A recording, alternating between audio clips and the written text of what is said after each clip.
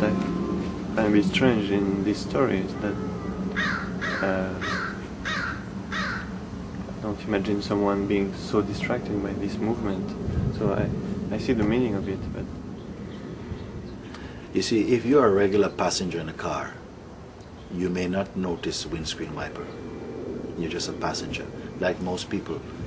Their minds are full of thoughts. They're full of thoughts. Do they have a problem with it? They are not really at the level to question this yet. They're so identified with their thoughts, they don't even see it as a problem. They think what the thoughts are about is the problem. They don't see that the thought is a problem. So they are not this driver yet. Maybe that's the spiritual people. They look for... The driver is only that one who is beginning to question things. Then he will begin to feel problem. He will come into an inner sense of conflict. The one who is asleep will not have any conflict. You see? He is just in his dream world. He's alright. He takes it to be real. It's okay. Don't disturb him, please. He is also 100% consciousness. But perhaps he's not ready to realize this yet. That's nothing to do with him. He is consciousness, sleeping in the form of a person. So, bless you, leave it.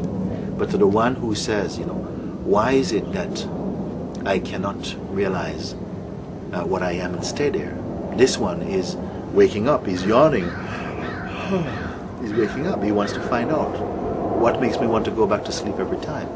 So this answer is given to this one.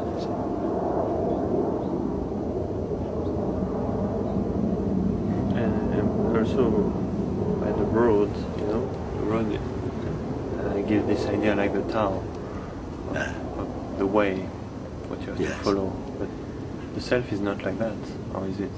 Well, the example, any example, any analogy is only useful up to so far. The way is really the wayless way. The instruction is the way to remain where you are. To remain where you are, to be open to be where you really are, to recognize where you are. This is the way. It is the pointing. It's pointing to what is already so, not what will become so. You see? No one can create awareness or awakening. Awakening only means the recognition of what has been timelessly, unchangingly so, and that you are that itself. This has become a bit of a cliche as well, like things as they are, it is. There's no things as they are. There's only that which is unchangingly this. It's not things. There's no thing about it. Things are the phenomena manifesting in that takes our attention so much. A cliche only becomes a cliche when you have not got the point. When you're repeating things like a parrot, cliche is really for a parrot. When you've understood something, then you don't even have to be repeating it anymore, you see. When you really caught it, then it means your understanding has taken place. The worst thing I would say for anyone is to try to be spiritual, try to live a spiritual life.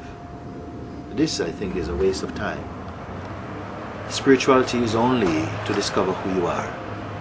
What is cannot even be said to be particularly spiritual. It simply is. We're simply that.